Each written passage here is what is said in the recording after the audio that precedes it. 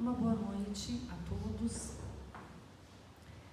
Mais uma oportunidade de estarmos aqui nesse momento para aprendermos um pouco mais através dos esclarecimentos que a doutrina espírita nos dá, onde vamos facilitando as nossas escolhas, alertando-nos diversas situações que a vida nos traz e que possamos então iniciar através de uma prece diante de um tema tão delicado. Nós vamos pedindo que a espiritualidade que se encontra presente nesta casa, que possa visitar todos os lares, que cada um perceba onde quer que esteja, conectados num só pensamento, que possamos perceber o amor de Jesus a adentrar cada lar, a envolver a cada um de nós em seu manto de misericórdia, nos trazendo todo o refazimento de que necessitamos. Que no mundo espiritual, onde quer que estejam nossos amigos, nossos irmãos, que também possam absorver os conhecimentos e assim, desta forma, estarmos todos reunidos na luz do Cristo. Que assim seja. Então, nessa noite, nós iremos falar sobre o suicídio. Nesse mês de setembro, onde damos bastante ênfase a esse problema, a grande pandemia que assola o mundo todo. Com o tema, então, suicídio, dor nos dois lados da vida. Nós estamos vivendo uma pandemia. E quando falamos em pandemia, talvez o que nos vem à cabeça é a pandemia do Covid, que já levou mais de 900 mil vidas neste ano. Só que nós estaremos falando sobre uma outra pandemia assustadora. A pandemia que já ceifou em 2012, os últimos dados que nós temos, mais de 805 mil pessoas. Praticamente o mesmo número do que nós estamos hoje tendo essa pandemia do Covid e que tanto nos alertou a tomar consciências de hábitos diferentes, nos está modificando. Quem sabe não seja um momento também de todos nós estarmos entendendo essa situação que já vem há muito tempo. E é claro que esses números não estão atualizados, talvez ultrapassem a morte no mundo através do Covid. Então, diante disso, nós temos alguns dados assustadores. Uma pessoa, ela morre, ela se mata a cada 40 segundos no mundo. No Brasil, o índice é de que a cada 45 minutos um brasileiro se suicida. Dentro disso tudo, quando acontece esse fato, no mínimo 6 pessoas são impactadas diretamente, além de amigos e conhecidos, colegas de trabalho. Nós temos que entender que esse número não está computado, muitas vezes aquela forma onde existe o álcool, existe a droga e através de um automóvel, através de um acidente provocado, também é feito o suicídio. Então nós temos um grande número onde se torna preocupante e é preciso falarmos disso. Em uma sala com 30 pessoas, no mínimo 5 delas já pensaram em suicídio. Então, vamos falar a respeito disso. Sempre foi um grande tabu. Falar é a melhor solução, porque como nós tínhamos, talvez, vindo de crenças onde tudo era pecado e tirar a vida era um grande pecado, e não se falava a respeito, e muito menos contávamos aos outros que talvez passasse pela cabeça um fato destes, por muito tempo ficou em silêncio.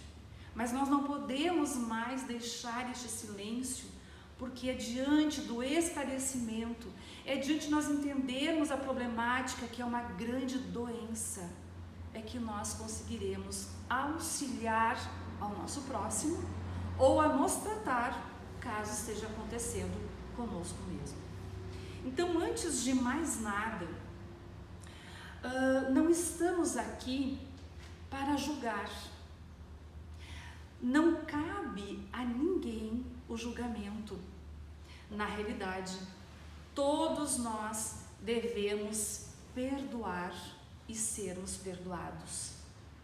Nós não devemos pensar em culpar quem se foi, quem forçosamente se voltou ao mundo espiritual.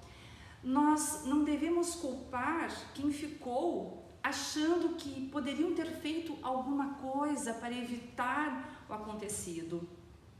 Não devemos jamais trazer a culpa como um fardo, porque este fardo é muito pesado. E aí nós devemos entender de que nós temos um Deus misericordioso. Então nós anulamos toda aquela situação que era um conceito de inferno, e de que quando nós cometêssemos um delito, nós ficaríamos eternamente no inferno. Deus é maravilhoso. Ele é infinitamente bom e justo. E quando nós falamos em justiça divina, em bondade e amor divino, nós não temos a dimensão do que é esse amor. Então, jamais um pai amoroso deixaria um filho que comete um ato no momento de desespero, diante de uma doença, não ter o recurso do perdão, não ter a oportunidade de refazimento. Então, lá no Livro dos Espíritos, na questão 116, Kardec pergunta: haverá espíritos que se conservam eternamente nas ordens inferiores? Ou seja, haverá espíritos que nunca evoluem, que cometem delitos e não possuem a possibilidade de ir adiante, de progredir e melhorar-se?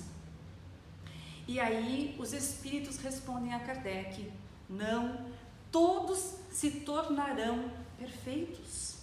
Mudam de ordem, mas demoradamente, porque, como já outras vezes dissemos, um pai justo e misericordioso não pode banir seus filhos para sempre. Pretenderias que Deus, tão grande, tão bom e tão justo, fosse pior do que vós mesmos? Se nós perdoamos os delitos dos nossos filhos, se nós conseguimos perdoar pessoas que erram, imagine o que é o amor e a sabedoria de Deus.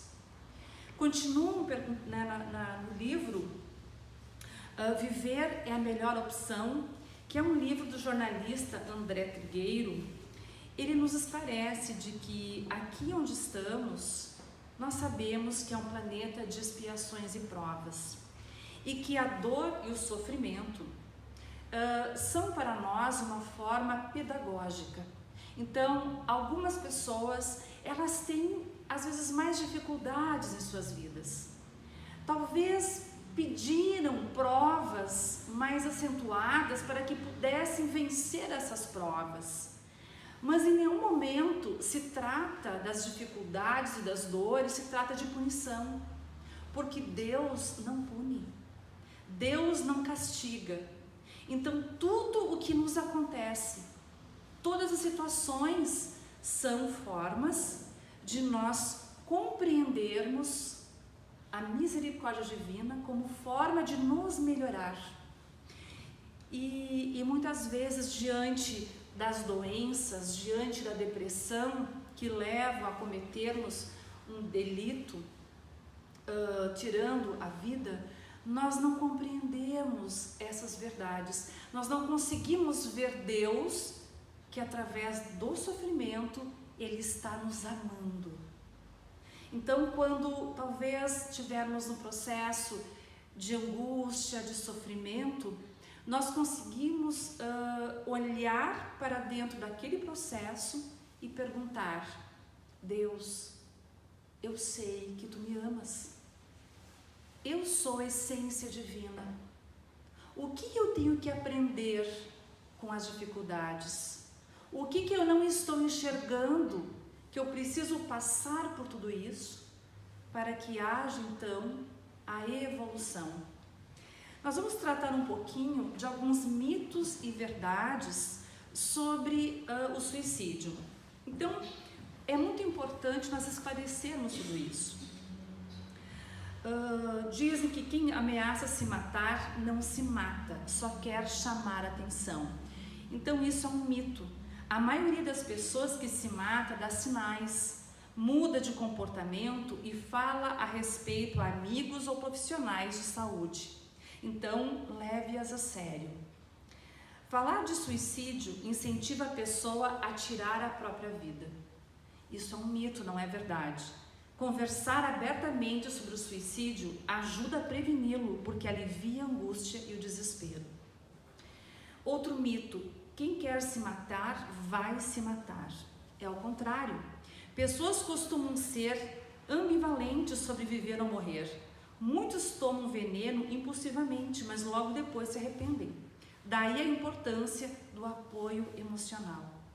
Nós, dentro de literaturas, dentro de sites, que nós encontramos apoio a pessoas que pensam em se matar, onde falam em suicídio, enfim, os relatos são de que, na realidade, a pessoa, talvez ela nem queira morrer, ela tem um sofrimento tão grande, é algo que ela não consegue vencer. Ela quer apenas acabar com o sofrimento e acreditando que assim, dessa forma, tirando a vida, aquele sofrimento, aquela angústia, aquele medo será desfeito. Outro mito: que quem sobrevive a uma tentativa de suicídio está fora de perigo.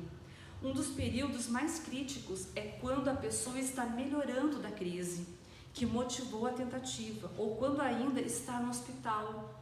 Então, nós, desse número, dessa pandemia, assim como nós temos conhecidos, ou que desencarnaram devido ao Covid, ou nós sabemos de pessoas próximas a nós que acabaram morrendo por isso, nós também estamos envoltos a essa pandemia do suicídio. E de que forma nós iremos auxiliar, de que forma nós iremos nos comportar diante disso tudo, ou até mesmo no momento em que passar pelas nossas cabeças, como agir, onde procurar o socorro. Alguns mitos ainda é de que o suicídio é um ato de covardia ou de coragem. Não, praticamente 100% das pessoas que cometem o suicídio estão doentes, apresentam algum transtorno mental. Pessoas que se matam não avisam a ninguém. Pessoas que se matam sempre deixam mensagens. A melhoria do estado emocional elimina esse risco do suicídio.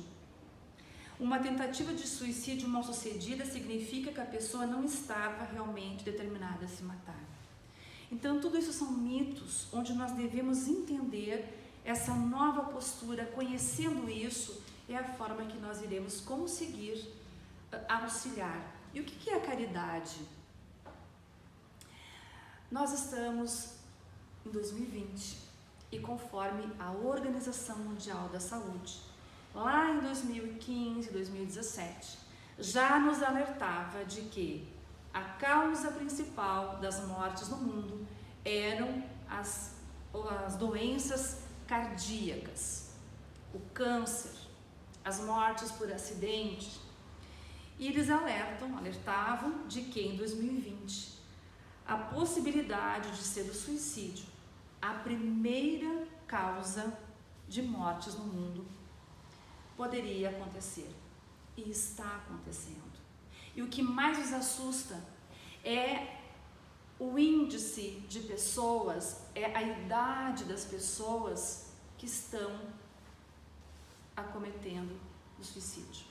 São jovens, adolescentes e, pasmem, talvez até mesmo crianças começarão esse processo. E ele tem a ver, infelizmente ou felizmente, diante dessa mudança, dessa transição planetária, com esse novo modo de pensar. Então, sermos materialistas nos traz um grande desconforto, porque acreditamos no nada. No livro Desgostos da Vida, no Livro dos Espíritos, na questão 943, pergunta a Kardec: de onde nasce esse desgosto da vida que sem motivos plausíveis se apodera de certos indivíduos? E aí eles explicam a espiritualidade: efeito da ociosidade, da falta de fé e também da saciedade. Para aquele que usa de suas faculdades com fim útil, de acordo com as suas aptidões naturais, o trabalho nada tem de árido e a vida se escoa mais rapidamente. Ele lhe suporta as vicissitudes com tanto mais paciência e resignação, quanto obra com o fito da felicidade mais sólida e mais durável que o espera. Então, talvez o que falte a todos nós nessa transição, nesse mundo onde as provas surgem, as dificuldades surgem, é mais paciência. Nós vivemos ansiosos, nós queremos resolver tudo de uma hora para outra. Tudo tem que ser instantâneo. Os jovens não têm paciência para esperar as coisas acontecerem. É tudo imediatista. E quando muitas vezes não acontece da forma que gostaríamos que fosse, não existe a resignação, a revolta, a indignação, e isso faz com que haja as doenças mentais, que surge o estresse, surge a depressão e tantos outros transtornos. As principais causas do suicídio segundo o Espiritismo, segundo o Evangelho, segundo o Espiritismo. No capítulo 5, Bem-aventurados os aflitos, nos fala que a incredulidade, a simples dúvida sobre o futuro, e aí sim, as ideias materialistas, numa palavra, são as maiores incitantes ao suicídio, ocasionam a frouxidão moral. Quando homens de ciência, apoiados na autoridade do seu saber, se esforçam por provar aos que os ouvem ou leem que estes nada têm a esperar depois da morte, não estão de fato levando-os a deduzir que se são desgraçados, coisa melhor não lhes resta senão se matarem. Então, quando nós acreditamos, quando existe a crença do nada, de que não existe nada além da morte, por que não tirar a nossa vida? Então, essa crença materialista, onde morreu, acabou, é uma solução simples.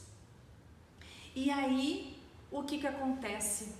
Hoje, os nossos jovens, as crianças, os adolescentes, que são hoje as vítimas do suicídio, elas precisam de uma fé raciocinada.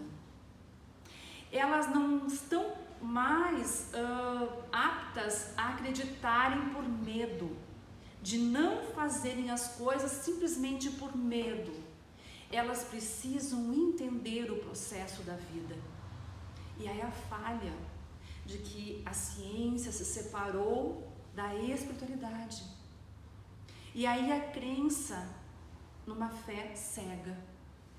A doutrina dos espíritos ajuda e faz com que entendamos da onde viemos, por que o sofrimento, por que as dificuldades, por que esse desejo da desistência, por que as doenças e para onde vamos. E nesse entendimento de saber que a morte não existe, de que na realidade, quando acontece a morte natural, nós apenas voltamos para casa.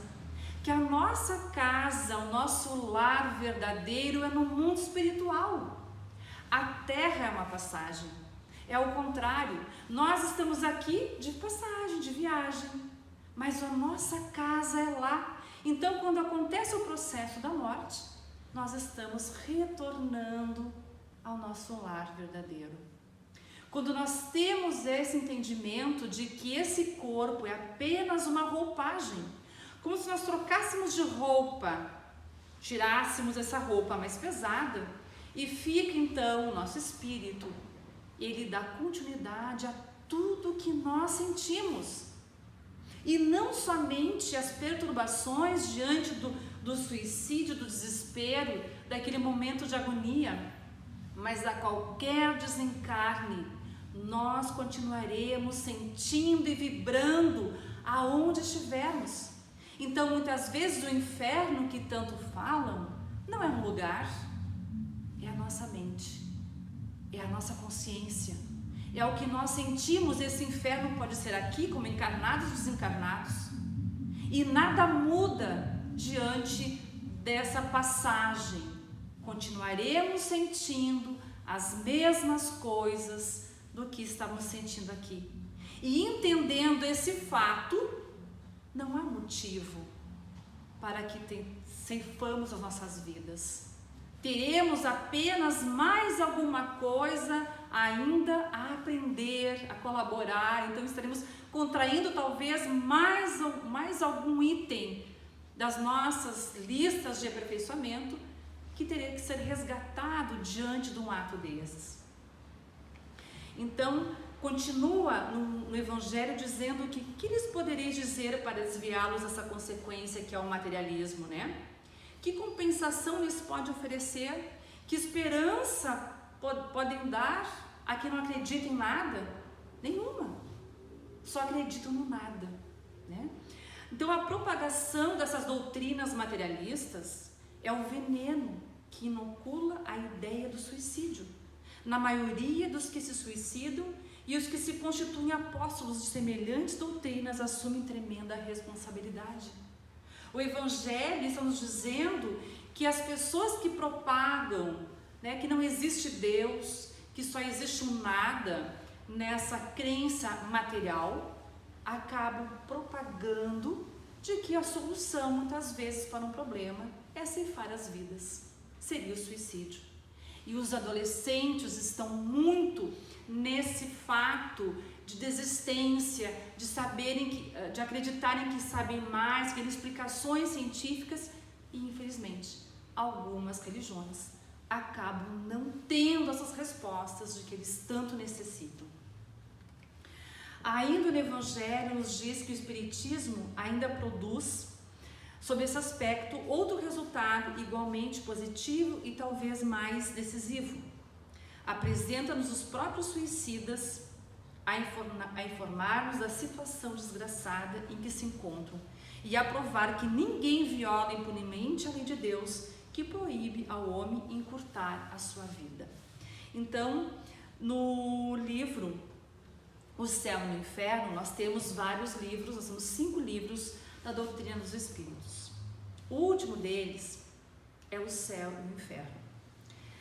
Foram feitas algumas sessões mediúnicas na França, e onde eles, como estavam num princípio de reeducação, de estarmos idealizando essa doutrina, de estar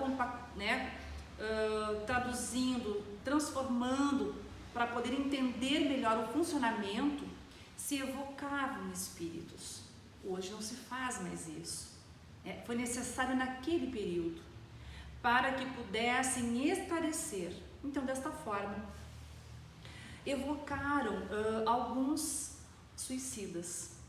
E nós encontraremos agora alguns relatos do que aconteceu com eles, onde eles mesmos traziam as suas emoções, os seus medos, as suas angústias. Então, lá no capítulo 5 do livro O Céu e o Inferno, nós encontraremos o caso do suicídio da samaritana em Paris.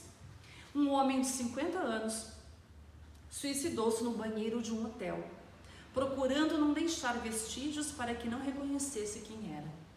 O motivo? Se sentia um desprezado e que ninguém o amava.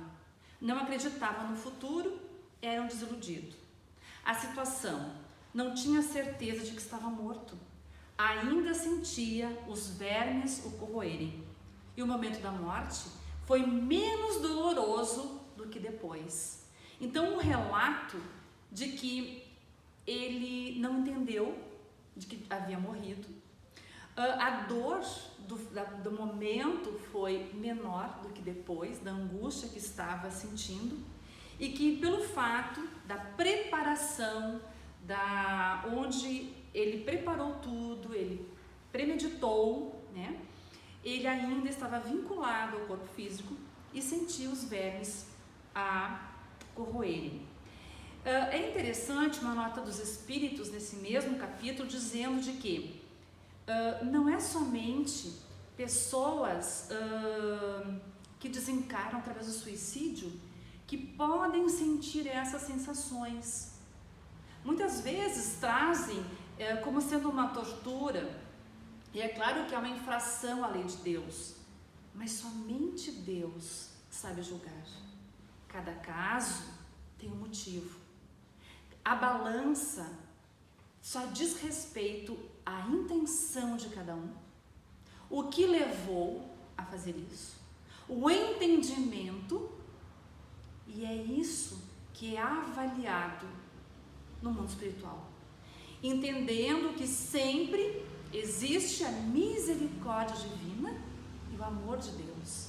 Então não é somente nesses casos, nos falam os Espíritos, que mesmo pessoas extremamente materialistas, apegadas ao corpo, apegadas à matéria, também podem ter o mesmo efeito. Podem ficar agarradas mesmo de uma morte natural e sentirem os vermes a corroerem porque estão vinculadas àquele corpo material. Outro caso é o pai e o serviço militar obrigatório.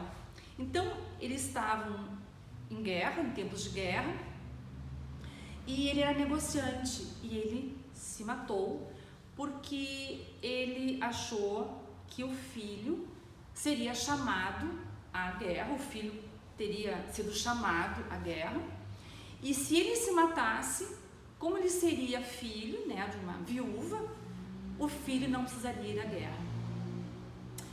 Então, o motivo é fazer com que seu filho único não fosse à guerra, inspirado pelo amor paterno. Por isto, a pena será abreviada.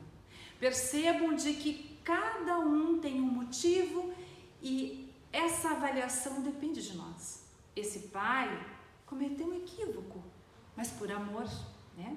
Mas ele sofre ainda muito na situação dele, quando nos trouxe o relato, né, nesse período, porque acredita que a família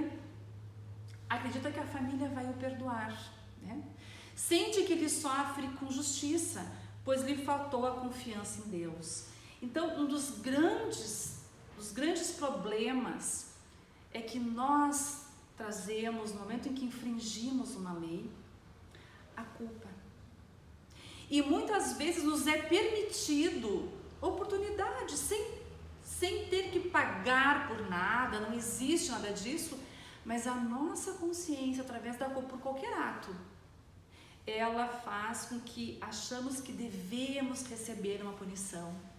E nesse caso, esse pai, mesmo sendo feito, né, por amor, ele estava em sofrimento, mas ele acha que é justo, que ele precisa sofrer, porque ele então faltou confiança em Deus. A missão interrompida dele foi a sua ação, talvez impediu a realização dos destinos do filho. Ao demais, ele não tinha certeza de que aquele iria realmente morrer na guerra, né?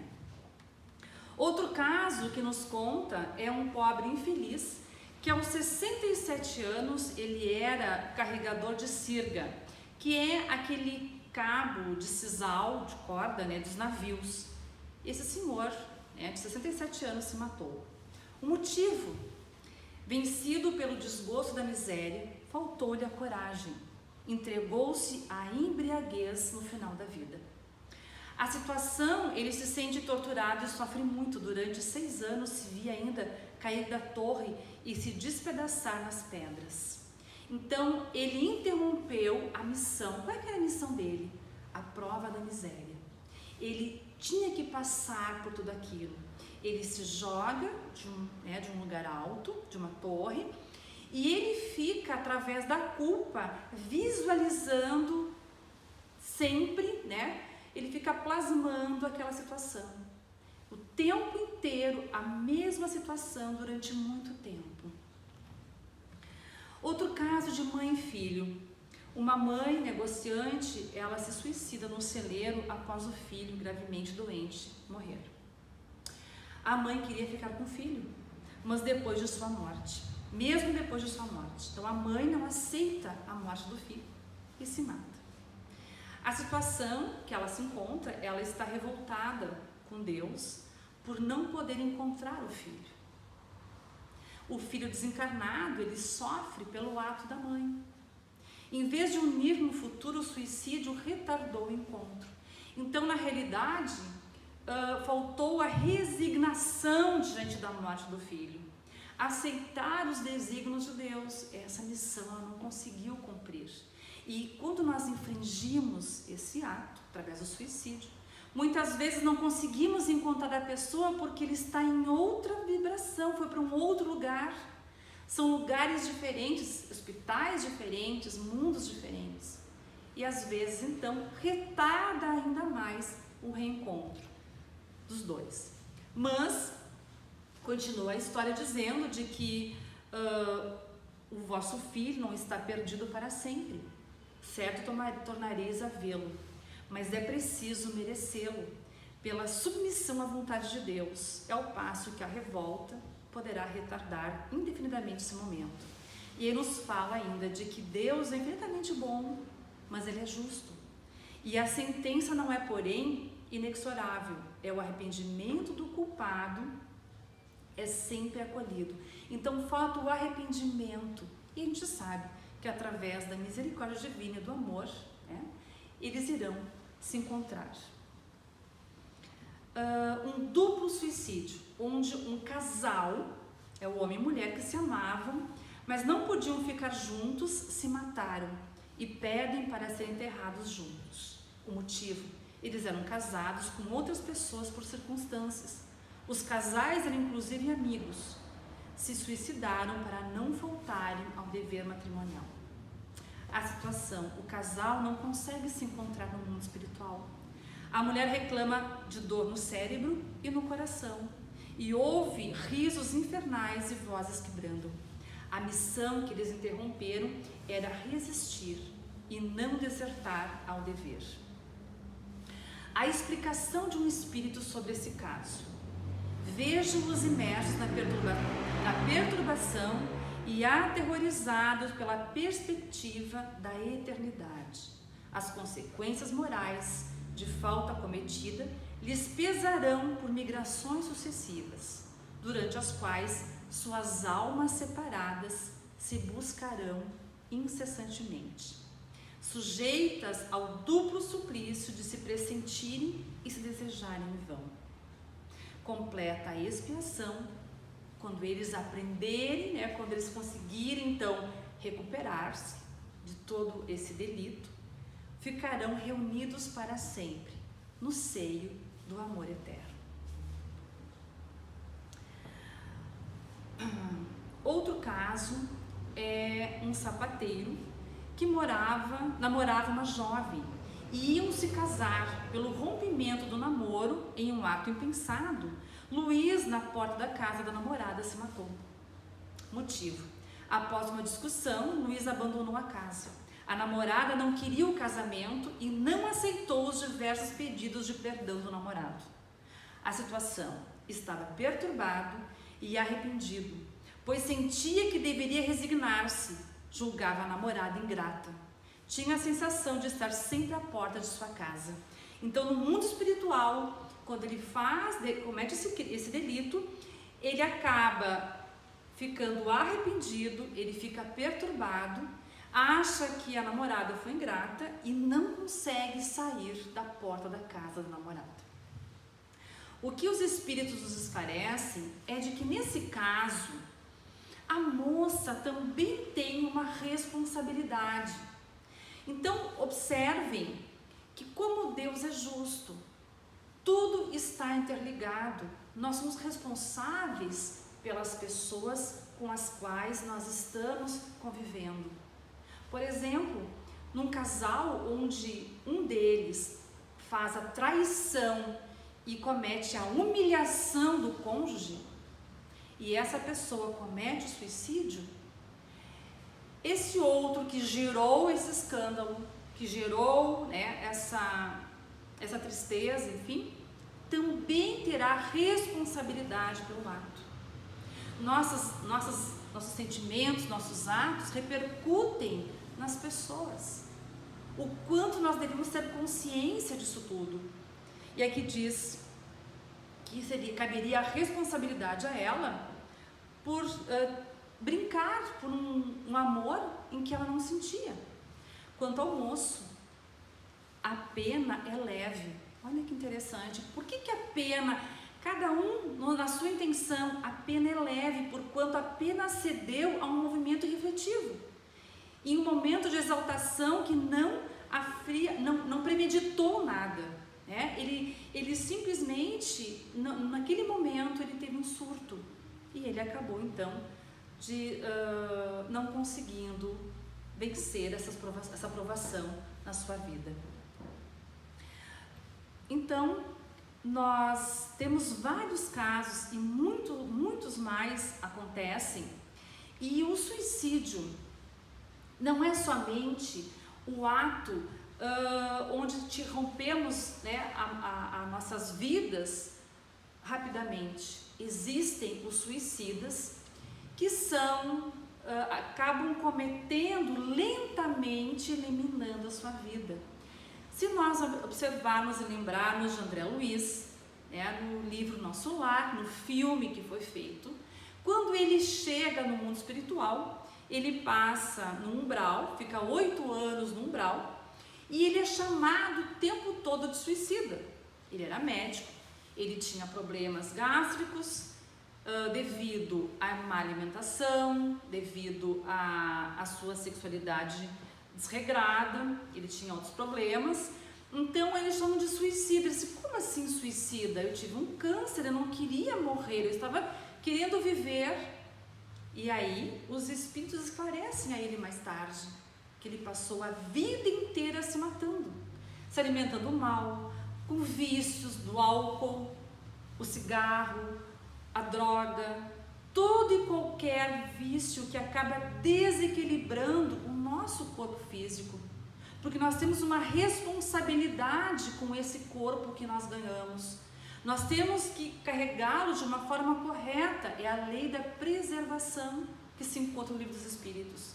E no momento em que nós não cometemos o ato, né, não nos cuidamos, também estamos cometendo um suicídio lento. Então, o suicídio, ele não cessa o sofrimento, né? As dores acabam só aumentando. Ainda no Evangelho nos fala de que o suicida é qual prisioneiro que se evade da prisão antes de cumprir a pena. Isso nós encontramos nas preces. No final do Evangelho tem as preces, há várias categorias, né? E uma delas é a prece aos suicidas. É como se nós tivéssemos um tempo para cumprir, né, numa prisão, e a gente foge antes da pena cumprida. O mesmo se dá com o suicida que julga escapar às misérias do presente e mergulha em desgraças muitas vezes maiores. Então, o que nós precisamos estar atentos diante de tudo isso? Quais são as frases que a gente pode ficar, quando fala algum familiar, alguma coisa assim? São essas frases que devemos ter cuidado, né? Eu preferia estar morto. Eu não posso fazer nada. Eu não aguento mais. Eu sou um perdedor e um peso para os outros. Os outros vão ser mais felizes sem mim. Eu quero desaparecer. eu vou deixar vocês em paz, eu queria poder dormir e nunca mais acordar. É inútil tentar fazer algo para mudar, eu quero mesmo é me matar. Então, quando nós ouvirmos esse tipo de conversa, de expressão, a gente precisa ouvir. Então, nós temos que ter o quê? Empatia. A pessoa está no transtorno, muitas vezes, da depressão, que é a doença do século, né? E ela começa a dar sintomas de que ela está tentando desistir disso tudo. E como é que a gente vai fazer, né? O que a gente não pode dizer? Credo, para de falar nisso, isso é pecado falar em se matar. Eu não acredito que tu está pensando nisso, né? A pessoa começa a chorar. Para que chorar? A vida é tão maravilhosa. E aí, quando ela começa a reclamar de sua vida, a pior das frases: por que tu tá assim? Tu tem tudo, tu tem do bom e do melhor. E a pessoa às vezes está infeliz justamente por isso, porque ela sabe que tem tudo do bom e do melhor e está triste, está infeliz. Então a gente tem que ter empatia, se colocar no lugar dessa pessoa, não julgar.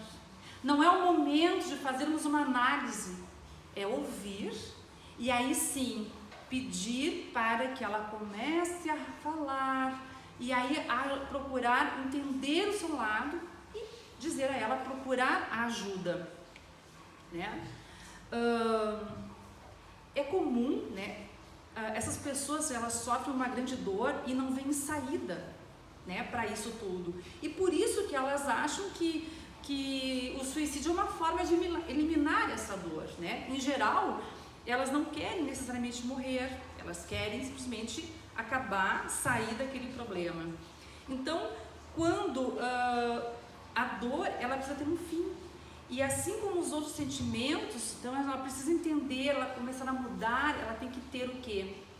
Amor, ela tem que ter orgulho dela mesma, e isso muitas vezes não é falado, ela precisa se expressar, e aí isso é indicado, terapia, médico, mas o que acontece? Nós temos vergonha de procurar médico e principalmente psiquiatra. E eu não falo de pessoas idosas, nem pessoas mais velhas. São jovens que acham assim, psiquiatra é médico de louco, eu não tô louco. Gente, nós temos o cardiologista que cuida do coração, né? Nós temos o gastro que cuida da parte do intestino, enfim. Cada um tem a sua especialização. E o psiquiatra, ele cuida da nossa mente, do desequilíbrio, das doenças que são geradas. O índice é de que 60% das pessoas que se matam, se suicidam, nunca procuraram um médico psiquiatra, nunca foram ao psiquiatra. No máximo, há um médico qualquer que dá uma medicação inadequada ao processo. Então, é necessário acabar com essa vergonha e procurarmos sim um profissional. Diante disso tudo, há o encontro, a necessidade de procurar médicos, de entrar muitas vezes com a medicação, e com o lado espiritual, o grande remédio é a oração. Quando nós temos alguém, trazer a casa espírita, receber o passe, encaminhar alguma crença que possa afastá-lo desse materialismo, e quando já houver o desencarne dessas pessoas, o remédio que eles recebem no mundo espiritual é a oração. O único remédio que eles conseguem absorver é a prece, porque muitas vezes eles não sabem da sua realidade. É uma morte perturbada, é uma morte brusca. Então, às vezes pela perturbação, as emanações de amor, não o questionamento do porquê que fez, do que eu deveria ter feito, mas ao contrário, emanar amor, pedir a misericórdia, esse será o remédio que será utilizado pelos benfeitores para que ele consiga despertar onde está e entender o seu processo.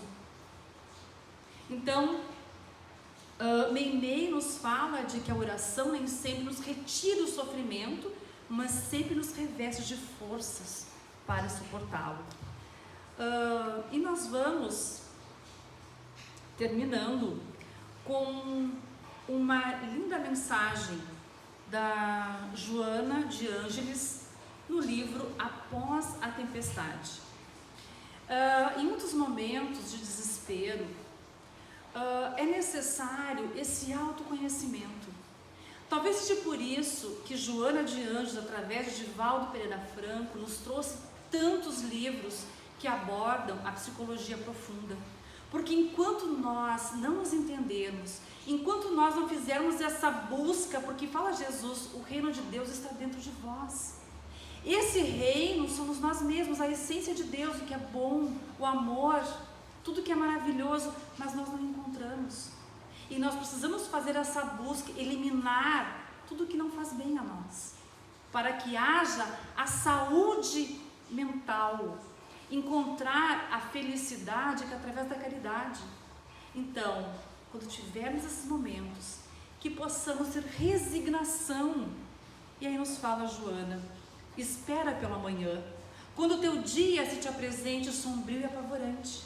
Aguarda um pouquinho mais, quando tudo te empurrar ao desespero. A divindade possui soluções que tu desconheces, para todos os enigmas e recursos que te escapam, a fim de elucidar e dirimir equívocos e dificuldades. Ama a vida e vive com amor, embora constrangido muitas vezes à incompreensão, sob um clima de martírio e sob um solo de cardos. Recupera hoje o desperdício de ontem, sem pensares jamais na atitude simplista do suicídio, que é a mais complexa e infeliz de todas as coisas que podem ocorrer no homem. Se te parecerem insuportáveis as dores, lembra-te de Jesus, na suprema humilhação da cruz, todavia confiando em Deus, e de Maria, sua mãe, em total angústia, fitando o filho traído, aparentemente abandonado, de alma também trespassada pela dor sem nome, por meio de cuja confiança integral se converteu em exemplo insuperável de resignação e de paciência, na sua inquestionável fé em Deus, tornando-se a Mãe Santíssima da humanidade toda. Que com a resignação, que com a nossa mente voltada a Jesus e ao Pai, que possamos estar atentos aos nossos queridos que estão em sofrimento, que estão doentes, que possamos nós também, se estarmos adoecidos, recuperar a nossa consciência de que Deus é amor e nos cuida. Que Jesus nos ampare, hoje e sempre. Que assim seja.